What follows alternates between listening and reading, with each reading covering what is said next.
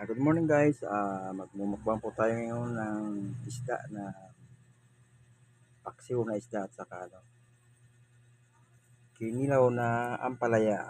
Siyempre meron tayong sabaw ng hipon. Ayan, kakain na po tayo guys. Saluhan niyo po ako sa aking mukbang ngayong umaga hanggang June 6, 2025. Ayan yung ampalaya pala na yan guys.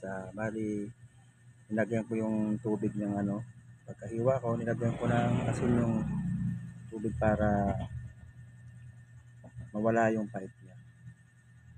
Saka yung isda na yan, napaka sarap. Pinaksaw ko lang yan sa sibuyas, bawang, luya at saka sili, suka. Sarap yan. Hindi ko alam kung anong isda yan, parang hawig sa talakitok eh.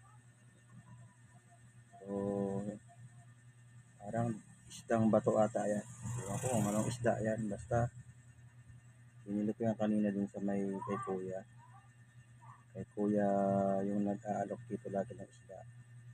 Kasi nagtitinda siya, naawa ko. Dalawang balde ang dala-dala niya lagi na isda. Sabi ko, bilhan ko na si kuya para kahit paano makatulong kay kuya yung ating pagbili. Ang bigat-bigat ng dalawang timba, kagakarga niya lagi yun, araw-araw.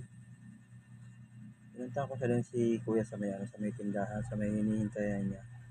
Yung siya lagi nagpapahinga mga bandang alas 5 ng umaga, andun na yan si kuya. Kaya bumili tayo ng isda para gawin nating ulam, pang mukbang ngayong umaga na to.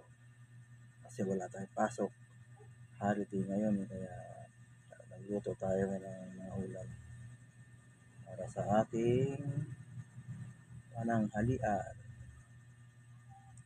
So ayan guys, kain lang po tayo ng kain para may lakas tayo sa ating pangangatawan, dahil ang pagkain ng ating siyang nagbibigay ng ating kalakasan sa ating pangangatawan. Ayan. Dahil pag hindi tayo kumain, tayo ay magkakasakit, manghihina. Pa kung yung mga walang kumakain, kaya talaga pag hindi ka kumain, sasakit ang ulo mo at manghihina ka. Siyempre walang para lang yan, parang makina pag naubusan ng gasolina, titirin. So kayon tayo ng mga tao, pag nagutom tayo, manghihina tayo.